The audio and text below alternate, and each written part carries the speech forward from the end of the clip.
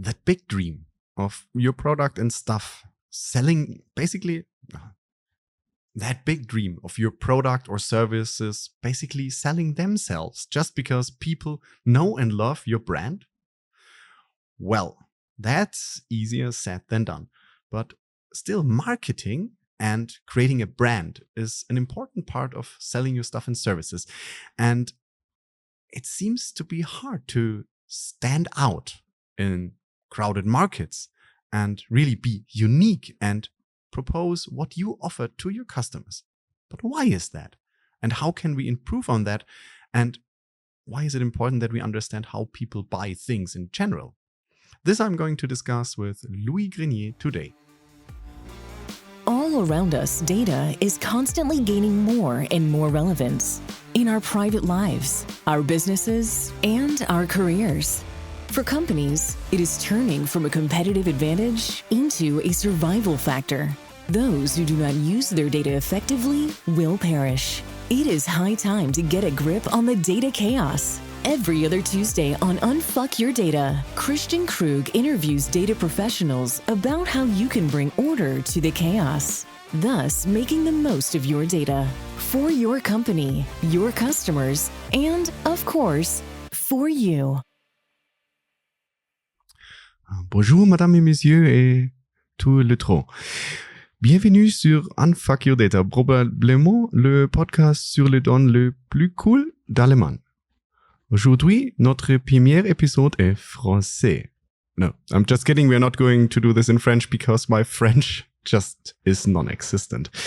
But you may have guessed it. My today's guest is from France. And in this episode of the probably coolest data podcast from Germany, Unfuck Your Data, we feature the author of this awesome book, Stand the Fuck Out. So, please expect some swear words.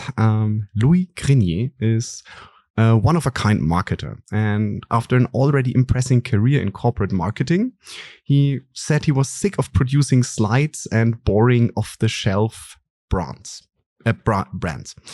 He started then one of the most successful marketing podcasts, Everyone Hates Marketers. And in this podcast, he helps you to get rid of marketing bullshit and presents like real stories on how to really get a great marketing going.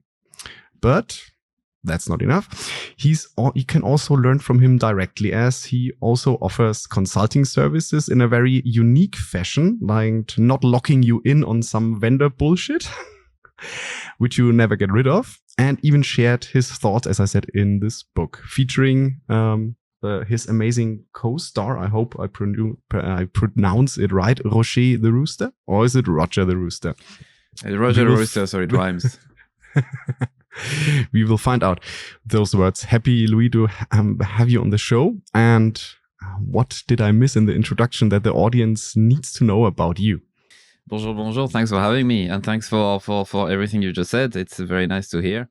I think you've missed the fact that I'm not that badass or that interesting. I'm just a regular guy. But yeah, took me a while to get to where I am. I guess we'll talk about it. The book is kind of the last installment, but I've made so many mistakes and so many fuck ups. So it's I'm not as badass as you think you are. But I'm glad you think you. That makes me happy. So you're also humble. Okay, I get it. Not that much. But, depends on the situation. I'm nice. So I'm coming from data. And usually when I interact with marketing, I'm coming from a very structured data world of finance and controlling. And then marketing to me often seems like the Wild West of data. And they are out there coming with KPIs I had never heard of. Some crazy figures they made up somewhere on those slides and tell me, this is how you do marketing. This is how we measure it. Louis, is it the Wild West? What is marketing? And why do you say, cut the bullshit and stand the fuck out? So I agree. It is the Wild West because not that many people would actually align inside an organization of what marketing is in the first place. So once you don't know what something is, then it's difficult to know how to measure it. So that's the first thing, right? For a lot of people, marketing is communication. talking about how good we are, talking about things, but it's not. It's part of it. Communication is only a tiny portion of what marketing is. And so marketing is really, its goal is to raise the chances ever so slightly that someone would buy your stuff. That's basically what it is, right? This is the objective. And ever like a tiny, like elevating it by a tiny percentage of chance, not like so it's not like active that. sales. It's not like no, it's we're so not marketing, gods, right? we're not able to influence people that much. So we can only channel things that already exist and stuff. So beside communication, there's a much more than that. It's about understanding people, offering something of value, pricing it right. So you do the traditional 4 Ps: product, place, promotion, and I always forget the fourth one, but you can Google it. And so this is the basic of it. So that's the first part of the answer. The second reason why it's the Wild West is because it's not black or white. Marketing is not a science. Marketing is not something that you can, where everything can be measured. And it's not because something can't be measured that you can't influence it. So there's a lot of stuff that you would do in marketing that are just impossible to put in an Excel spreadsheet. As I said, raising the chances ever so slightly that someone buy your stuff is incredibly difficult to measure. Yeah. And so most times we use proxies, right? We try to use ways to measure that are not perfect, not primary metrics, but are kind of give you us an idea, because we don't know what people have in their brain. We don't know whether someone knows a brand or what they associate it with, which is very important because that's called salience in marketing. We want to know how people think of a brand, if they think of a brand, or how they think of purchasing. The only way we can get that info is if they tell us, if they show it to us through purchase. But it's so much we can't measure.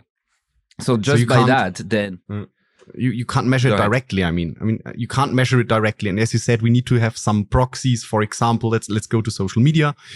There, oftentimes, followers is used as a proxy. Okay, on how famous, or how well is a person perceived. But it it can be influenced in 20 million ways, like buying followers and whatever. But we have to use at least some proxy. And of course, there are terrible proxies like followers, and then there are maybe not so terrible proxies. Yeah, one of the good proxies would be share of voice, share of search. So this is a way to know whether a brand is being searched, being Googled, right? Yeah. Or being talked about in general. But online, it's quite easy to do a share of search. So because that's a good proxy, because scientific studies have shown that the higher your share of voice, the share of search, the more likely the brand will have a high market share. And to increase your market share, you need to increase your share of voice. So those are the few things that are scientific about the way the world works and marketing works. So yeah, you need to use proxies. And the problem then lies in the fact that you have this difference between performance marketing and brand marketing, where performance, what they call performance, which as if the rest is not performance. Please, let's go in there. I had discussions on performance marketing galore, ranging it's from... It's one of those stupid words that I've been digested by the marketing community, and everyone uses it, but not everyone can agree on what it means. So we have to create labels for things, or else we can't understand and talk about it. So yeah, performance marketing being direct response marketing, expecting basically a purchase or them to pick up on the offer based on those things that we do. And then brand marketing, which is more longer term, where we associate our brands with a set of triggers, so that when people think about a specific category, they think of us first. And so those two worlds colliding in terms of these are two different things. So the brand marketing being rather a long-term thing, where you say, for example, let's take one big company like Coca-Cola. If you see the distinct bottle, you think of Coca-Cola if the label is off or not.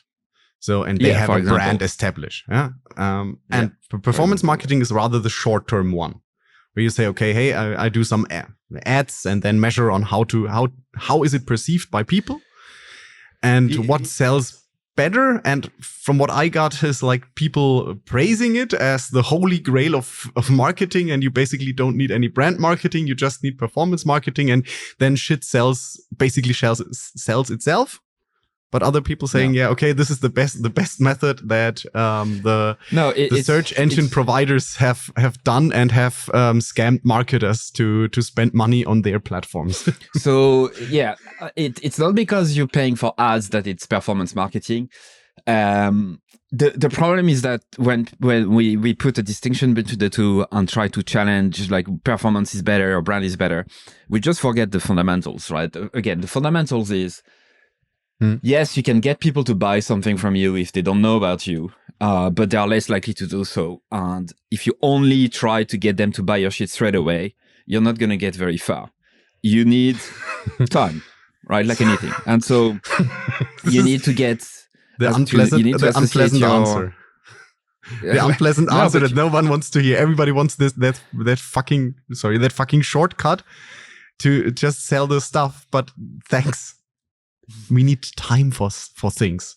We need time to build stuff like in every, I mean, you see this in every industry. You need time to build a brand. You need time to build, when you build some data pipeline, you need time and effort. Or if you start with sports, yeah, you're not going to look like Arnold Schwarzenegger after 2 months of working out. It's not happening. Again, that's how people think, right? Like it's just, we're wired this way. We are products of millions of years of evolution that's the way we think. We like short-term thinking is the way we survived. So there's no reason for us to change that in our psyche. That's just the way we are. So the only way to prove, to kind of show that the debate or the difference between the two is nonsensical is to share like studies that have been made on the brand marketing side of it, or like how creative campaigns that are not meant to sell directly do have an effect on sale in the short term, but also long term. And again, if you go back to studies that have been like peer reviewed and everything, it goes back to the same thing. One argument that is easy to share with people who are not convinced is like to ask them about how they buy things and just go drill down into the detail. And if you buy a certain way, don't expect others to buy a different way. Like it's not because you're not unique. So like if you start to really dig into why people buy stuff, and I'm not talking about expensive B2B products, but like basic shit, they realize that a lot of it is subconscious, a lot of it is irrational, a lot of it is not really something that is like can be explained out loud. It just happens because you know that brand because you've seen it on TV for 20 years and therefore you trust it, or you just live nearby and that's the only reason why you're there. There's no rational reason why to go to this convenience store, but that's the point of it. It's convenience. Yeah. So that's why you're there and you don't care about the brand. So there's so much there in terms of real behavior of people that, you know, once you kind of unpack it, it's never as simple as performance versus brand.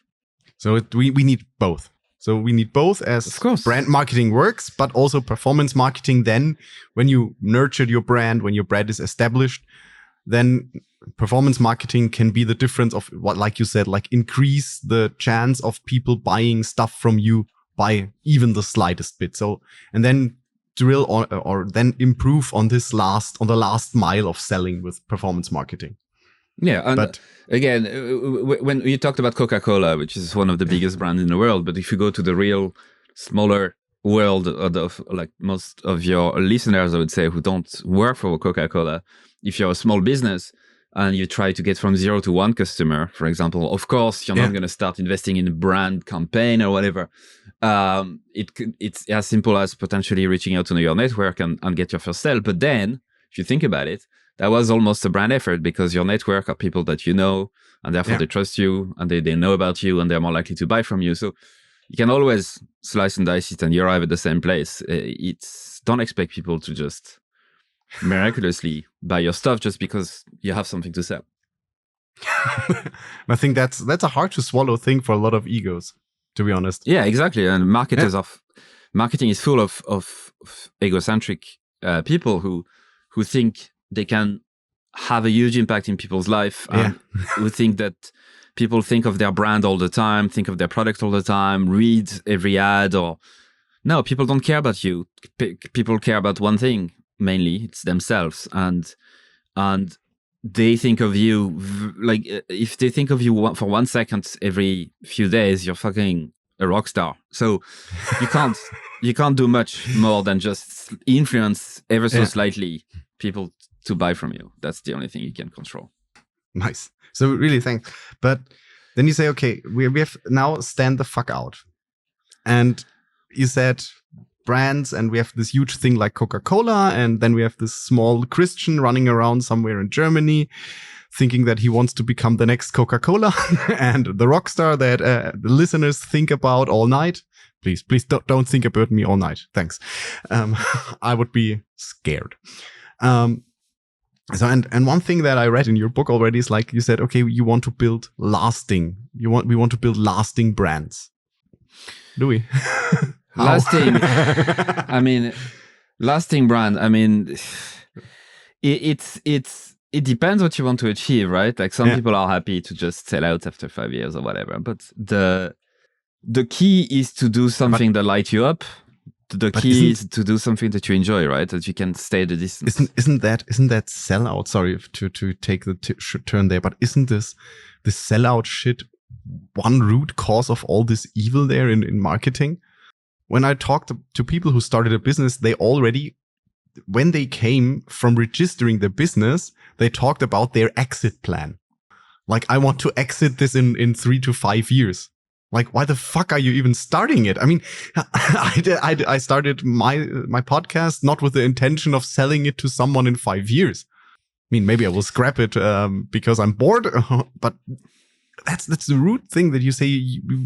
Shouldn't we go back to do something that we enjoy and then try to convince people that they also might enjoy it? Well, I mean, that's your way of thinking, and that would be my way as well. But some people just like the thrill of having an objective like that, and the race that comes with it, and the challenges that come with it, all the way to the end, and then they sell, and then they get bored again, and they do it again. Like, I mean, who are we to judge? What people try to do at the end of the day? If they like that challenge themselves, why not, right? That's not an issue, right? But would you? I mean, for me, it's something that makes me stay away from buying from them. If I see that, if I see that, for example, you buy something that might require some maintenance, and then you know that in 3 years some other person is owner of that company, and you want to get it repaired, and suddenly it's like 10 times the price because they sold it for a friggin' margin. Like, for me, this is something that would make me rather move away from buying there if I know that they build it up with the intent of selling it. Yeah. You're probably overthinking this. Most people don't think about this stuff. Right? Like, if something is good enough, they want to buy it because they believe it's going to solve their problem. Like, I mean, it happens, but the people I talk to, you talk about, like, you talk to business owners, start a business, they want to sell, they talk about selling. I don't really get that too much because I mostly talk to like service providers, marketing service providers and whatever. I don't really hear that often. What I do hear a lot is they are burnt out, overwhelmed. They know what to do, but they also are influenced by the bullshit that is around them, that is influencing them to do things that they don't believe in. They're not super happy. They don't get that much energy anymore. Like, they are they want to do something that fulfills them. They want to pay the bills, but they mostly want to work with people they like. They want to have the freedom to say what they want, to do what they want. And that's what they care about the most. So, if selling a business is part of it, sometimes it is, right? You sell the business, you get the money, and then freedom comes.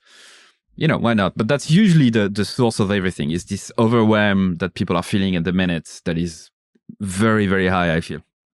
You mean overwhelmed in business in general, or especially coming to marketing?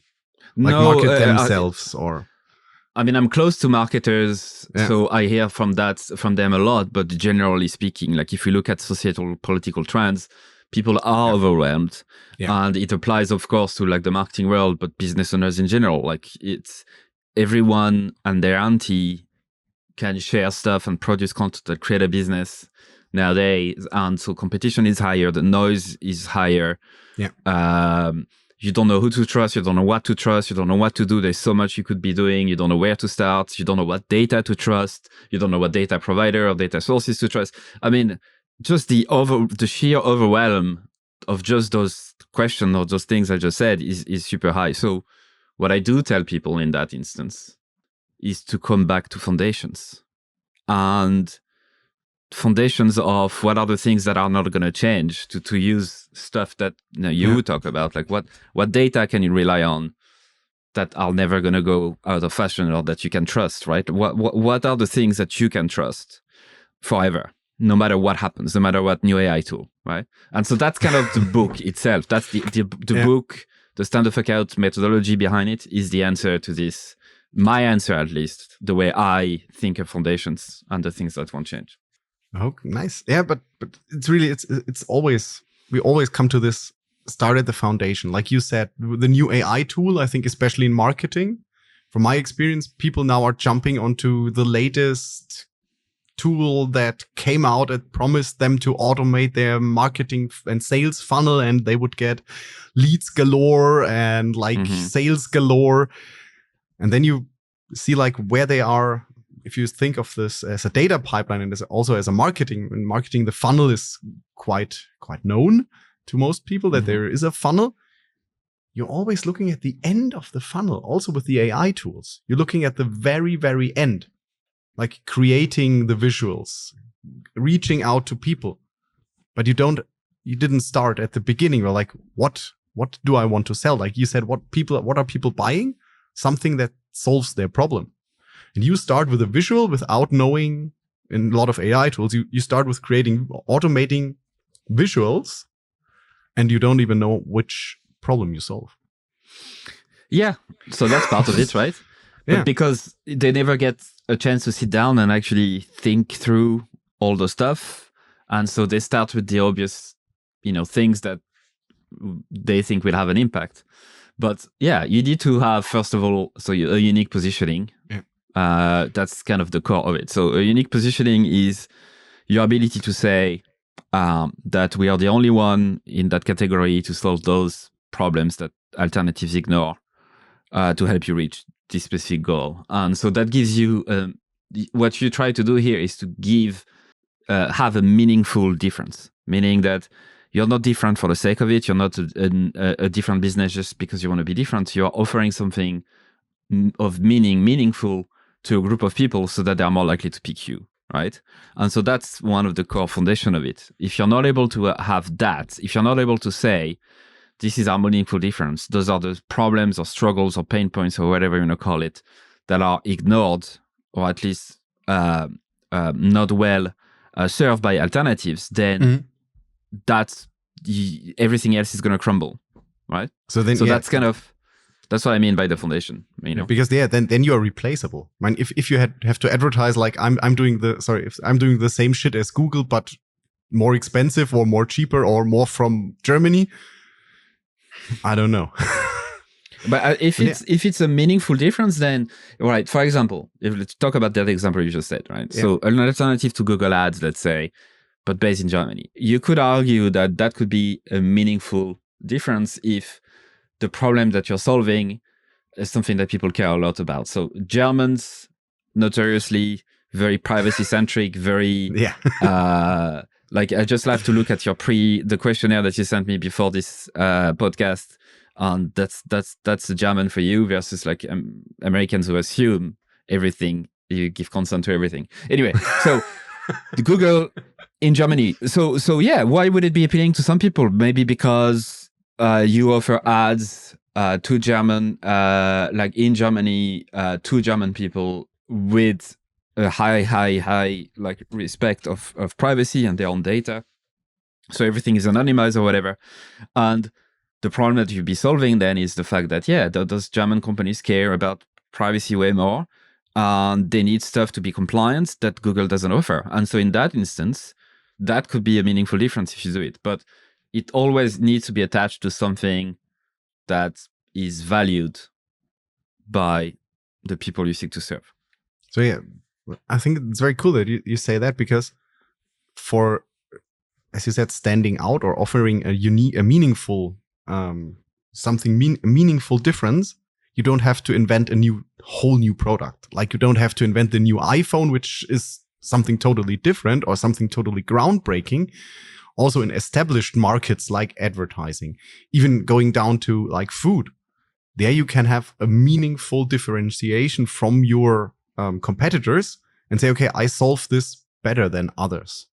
As long as you do it way better or way differently, that means, yeah, it's better. So yeah, I'm a huge advocate for being very pragmatic and using where the demand is. So if you're in a category of product that is already in high demand, chances are that there will be details on specific stuff inside that journey from discovering it to buying or whatever that are annoying to some people. And so this is where you'd have a lot of companies starting as like unbundling a specific process.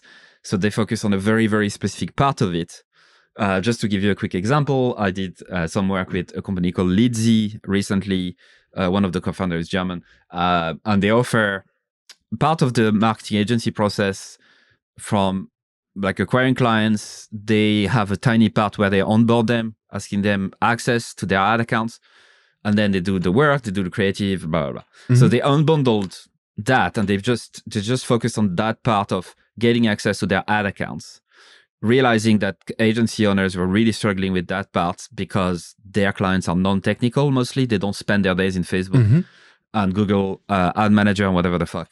And so they've set up a way to do it much faster than having to send them a questionnaire and having to have email back and forth, right? So that's an example of how to use something that already exists. The fact that agency owners are onboarding clients all the time and they struggle with that, or that's part of the process. So unbundling is one way. But then you can also do the full, another popular way is to take a traditional category, like you mentioned the Google Ads stuff. So to use that, so the same flow, but it's for a very specific subgroup of people who might care about something more than others. So like the German versus the rest of the world, for example. Like Germany is known to be very like privacy centric and whatever. And so this is a general example, but that's another way. So yeah, everything starts with something that exists. You're not trying to invent something from scratch. You need to lead on something that exists, be it a product that exists, service that exists, a process, something they already do. Don't try to like make them do something that is completely new that they've never done before, they don't care about, because that's how you don't have a business. Yeah, because for one very, very convenience-based market, I have two examples in my head where I say, okay, I love what they did there. I mean, I love how they did it, but I would never buy it because it's like, whoa, a brutal take, but it works. Let's talk about iced tea and water. Right. In Germany, the iced tea market knew only one metric which was important, like make it cheaper. Then a rapper came up and said, hey, this is my Capital Bra iced tea. And people were like paying willingly like €3 a can for something they could get for like 50 cents for 1.5 liter. Same in United States, Liquid Death. Mm-hmm. It's basically Austrian canned water, which you can get for some cents of a tap. And they are selling it for like, I think it's like $4 to $8 a can in the United States just because there's some skull printed on it. Well, so let's unbundle that, right? Why are people buying it then? You know, because if we think of the world as a very rational place where people make decisions based on like rational stuff, like you know, make more money, save money, quench their thirst, like there's just the very rational biological, you know, stuff. Yeah. Then this business wouldn't exist. The two businesses you mentioned wouldn't exist. So why do they exist, right? Why do they exist? Why are people willing to pay that much more for just canned water? And the answer is in the irrational struggles, the irrational things that people do that they need. So for Liquid Death, a lot of it is status, right? It's about the message that you send to your friends and to the world in terms of, I'm a cool person, I drink this thing, look at me, look at the way I am, look at the things, the decisions I've made. And to me, the idea they had is that like when you were going out in a club, I mean, I'm way too old for that shit today, but when you were going out in a club and you had a bottle of water, you weren't among the cool guys. If you had a bottle of like whatever alcoholic drink, they looked fancy. But now you look fancy and Drinking look water. cool among the other cool kids drinking water. Exactly. So it's like quenching the ego, like nurturing their ego and their desire to look cool among all the other cool kids.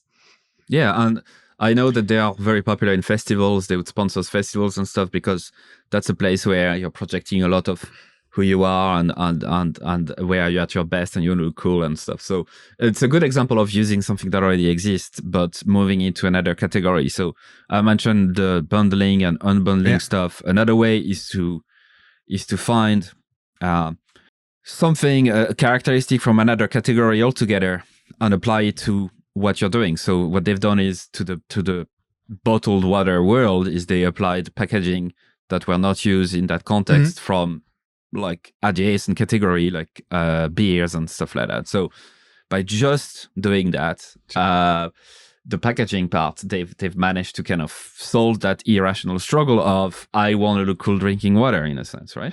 So that's how it's explained. And so this is why, I've worked, you mentioned in the introduction, I worked in corporate marketing for a long time, and you wouldn't believe how difficult it is to explain that to people or get that into their heads that people are not rational.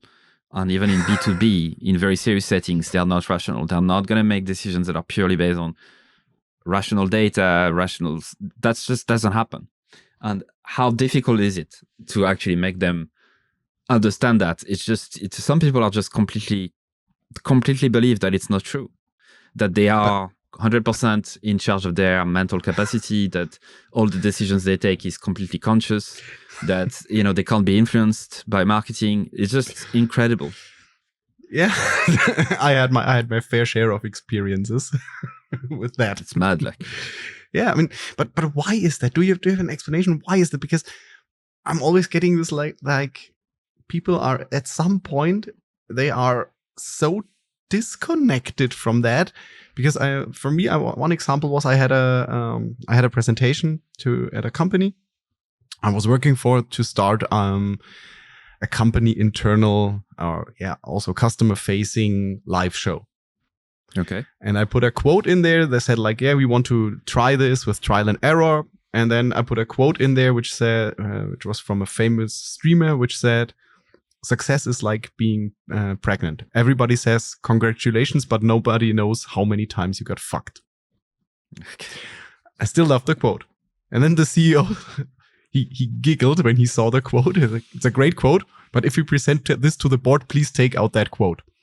I was like, why? You just laughed about it. I mean, why do you think the board will not laugh about it? I think they are also humans. They are your age, even younger. Yeah. I don't get it. It depends on the context, right? I mean, it depends. Like if the board, if it's like a very serious business and they know those people who are trying to act rational all the time, and like in a very serious setting and whatever, maybe it would work if they know their people. But it's like one of the rules of marketing. If you understand people, then you can do all of that stuff. But to go back to your question, the reason why I think it's happening and it's control, or the fact that believing in this or understanding that this is the way the world is means relinquishing control, like meaning like understanding that you're not in control of the time, right? That's scary for some people. They think it's they are in control of everything they do and the decisions, and or they are in control of the fact that when they see TV ads, that it doesn't influence them in the slightest, or that they are not influenced by marketing, because they want to believe that they are in control all the time. And that's something that is scary for people to think that they are not. So once you make peace with that, once you make peace with the fact that you're not in control, that 95% of thoughts and decisions are unconscious, that's something that don't surface in your conscious mind. Once you understand that some decisions, your unconscious mind would have made them, like, I think it's like 5, 6, 7 seconds before you take them consciously. There's so many stuff like that. Then it's I think it's a bit easier to navigate the world, because there's some things you can't control, and that's okay. Yeah, absolutely true. I think there was this one sentence like, please give me the what was it? I don't get it right from my head. So like the strength to change the things that I can control, and the calmness to accept that to accept the things that I can't control, and the wisdom to discriminate between both. No, that's a great quote. Yeah. yeah, but that's it. It's a liberating feeling. So and then come back to marketing. You say, okay, we have this niche, and we accept that people are even in B2B, and this is something that I really would like to highlight and strike this. Even when it's about spending millions or even sometimes billions on projects, people are not 100% rational. Like, and especially for us Germans, this is hard to swallow. I think for Germans more than other, for example, the United States, I think they have accepted this much more. And in Germany, it's like, yeah, if we buy this B2B software, we make a huge Excel sheet with like 1,000 lines and list each competitor, and then strike the feature list, and then we make a really, really based and really profound decision. It's just not happening. Well, it is happening, right? They do it, but there's more reason to do it. I would argue that the Germans are probably very like the only rational creature in the world. No, I'm joking. No, so So if we unpack this, right? Yeah, they might be doing a very big like research on specific CRM they want to buy, and they list all the features one by one and to pick which one is the best or whatever. So yes, that's a very rational thing. But then behind the scene, you look into like maybe the CMO is deep down very worried about their job, and they're under pressure at home because they need to make more money. They're not super secure in their job, and so they are doing everything they can to prove their worth to the company so that they can get a raise on whatever. So their behavior inside that meeting room, deciding on the best CRM, will be influenced by that, where they might be pushing for one that they believe that will have better results than another, just so that it makes them look cool. But then you have the financial controller or whatever who might be like senior in the company, he's been 20 years there, and instead, like, they don't want to rock the boat. They don't want to take any risk because they feel like they don't want their job to change. They're happy where they are. And so they're going to do everything they can to protect the status quo. And they will push back against any new purchases because they will be asking, well, why isn't the CRM that we currently have bad? Like, we've been using it for 20 years. So, I mean, if you start unpacking exactly what's happening, you understand how irrational everything becomes. And there's this quote about, no one gets fired from hiring IBM. Yeah. And that's an irrational thing because it's about removing risks. It's about not wrecking the boat. And I would classify that to be irrational behavior when think about it, because people don't pick the best solution in the context they are in. They pick the least risky. They tend to. So it's... Yeah, it depends a bit, I think. I think there it depends. Again, we go into the irrational part of people, because there are some people who are more willing to take risks than others. Mm-hmm. For example, if you look in sales, you usually have people who are taking more risks than others, because salespeople are betting oftentimes half their salary on I'm a fucking awesome person. Mm-hmm. If you go to a finance controller and tell him that half of his salary depends on his performance, he's just gonna hand in his notice and go to a different company because he wants to. Again, stereotypes, but yes, and So risk by least risky, I don't necessarily mean massive risk, career defining risk, life risk, like jumping from an airplane or whatever. It could be tiny things that like one way to remove risk as a marketer, for example, is to be known and be seen. The more something is seen by someone, the more they're going to trust it. Even if you don't change anything, the more you see something, the more you're going to trust it. And so that's a good way to remove risk by, what is the risk comparing two products that are identical, but one of them you've heard of, the other one you haven't, right? Yeah, so it's like, so that's, then again, it's about the perceived risk. Oh, that's always perceived. Like everything that we talk about here is perceived, because that's just people's perception. So yes. Yeah. But I mean, this is also important that if you go down and try to make a rational decision, yes, it's a perceived risk. the risk might be the same, but and this is there again, where marketing becomes really mighty, you have two tools. You have the same feature set. And as Louis, as you said, one you have heard of, the other one you have never heard of because it was programmed in the back garage of someone and their auntie. Yeah. Which one are you going to choose? Probably not the garage one, except your CEO is golfing with them or something like that.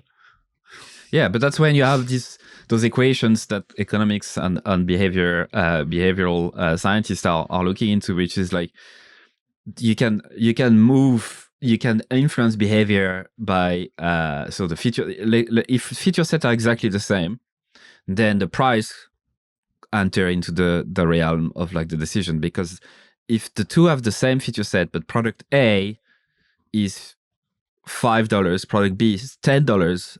But you don't know anything about product A, you've never heard of, but then you've heard of product B. Which one do you choose then, right?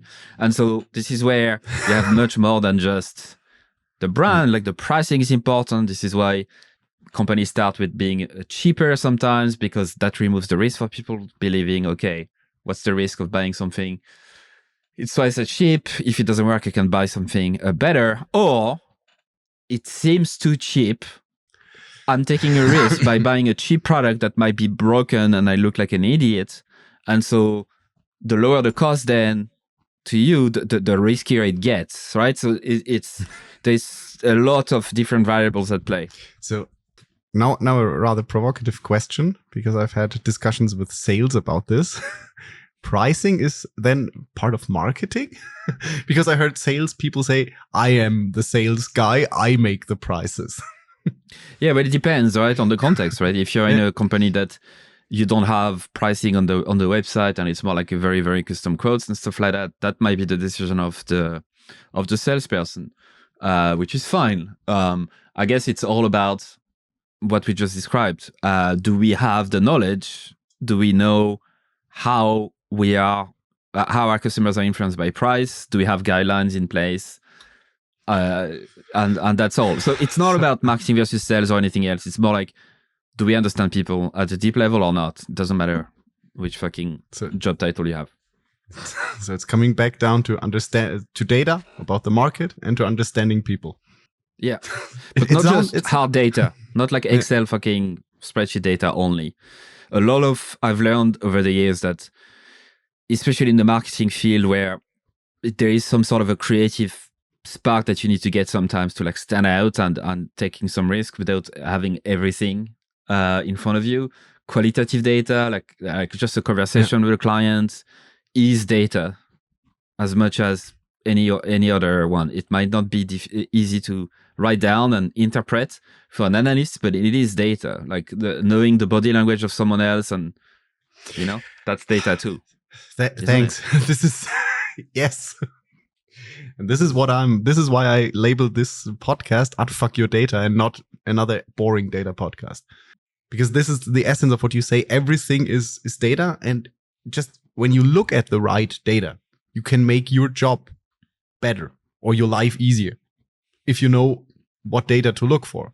And as you said, oftentimes in marketing, it's not about the return on ad spend, like the one big and excellent measurable KPI that you have, but it's about looking at other things, like how do people behave if they frown at the very moment you present your product.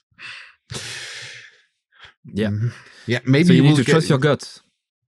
Sometimes you have to. But most times it's important. Like, again, it's something that you can rely on. We have neurons in our digestive system. It's been proven that a lot of decisions, a lot of things are influenced by our gut, literally, because of it. And we don't know much of it. We can't control it, but you need to learn to trust those instincts of yours, because they are good. They are good. Like, or else you wouldn't be alive. Our species wouldn't be alive. So we have instincts. We can feel things like, when you get a bad feeling about someone, or there's something in the back of your head, like you just can't forget about it, and you need to like listen to those things a bit. So just to give you a very quick example, when I work with clients or when I do interviews, when I used to do interview on the podcast or whatever, I would try to, if I get goosebumps at some point where like I'm it's something that I feel is interesting to me or like funny or whatever, and I get goosebumps, I feel like, okay, this is cool.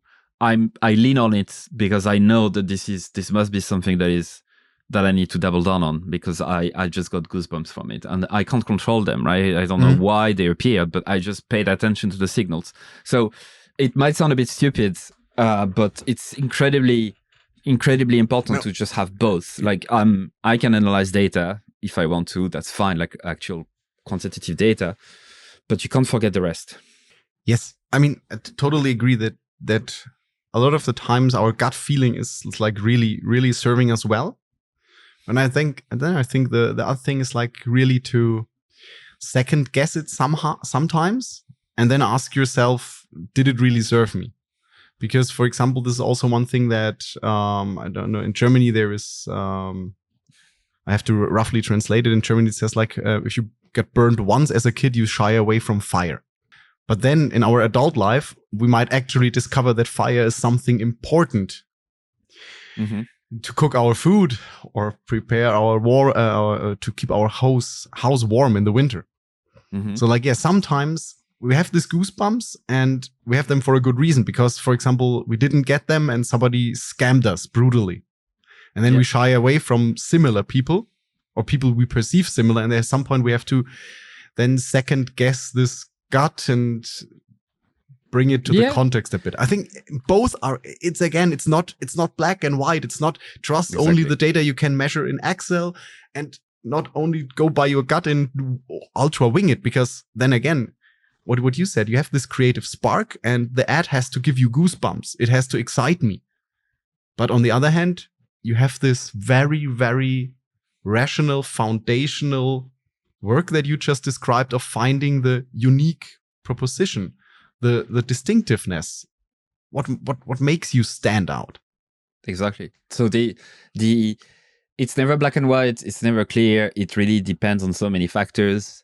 There is projects where it's easier to use your guts, while others it's not so.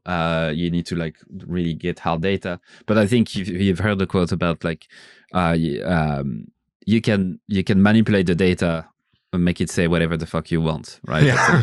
Right? It's easy. Yes. I'm butchering the quote. And another concept that I live by, I think it's Colin Powell, who was former a US political guy who's been in power for a long time before. And anyway, he said that he never makes a decision with 100% of the data. And his rule is around, I think, between 40 and 70%. So he aims to make decisions about stuff when he feels he have between 40 and 70% of the data available to him, because then there is the return on the investment and time spent gets kind of negative if you like try to gather all the data possible and like because you never fucking finish. So you also need to trust that. Like, when do you take a decision based on the data? It's also a big question, right?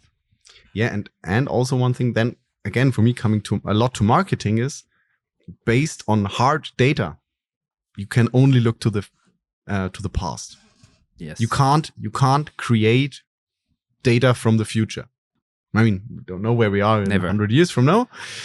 If somebody invents the time machine, okay, yeah, there we go. But until then, data always gives you an impression of things that have happened or, in the best case, are currently happening.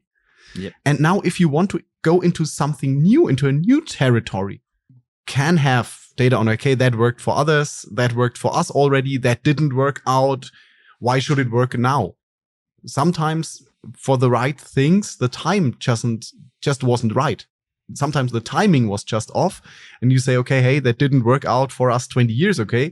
Okay, guess what? Now electric cars are more in demand than like 20, 30 years ago. But there already were electric cars 30 years ago. Yep. They sucked and people didn't like them. But now time has changed. But you can't, based on that fact, like, yeah, we tried this 30 years ago, it didn't work out. We wouldn't have electric cars yet. Yeah. So that's super important, right? There's a lot of metrics in marketing that I used in the past, a lot of mistakes that I've made where we would base decision on like a house of cards where we have wrong data or like incomplete data, and then we misinterpret them to just suit our fucking story. And then we take them for granted, or we think it's gospel and reality. And so we base more decision based on that. And then everything falls down when we realize that nothing was true so for example, we spent in my previous agency, the agency that I had like 10 years ago, we did this massive website redesign for a big SaaS client. We did a lot of research, collected a lot of data, and made decisions based on them, made new decisions based on these new decisions or whatever. And ended up creating a website redesign that we thought was fucking phenomenal based on everything we had collected. And then turned out that it was generating less leads than the shitty design that they had, but it was performing better. So what could we have done differently than user interviews and surveys and fucking everything in between, but simply testing a first version of it without changing the platform, without changing the CMS, and just testing the hypothesis that we had, learn from that, move on. Instead, we just built a house of cards, right? Which crumbled as soon as it was like a bit of wind came through. So important.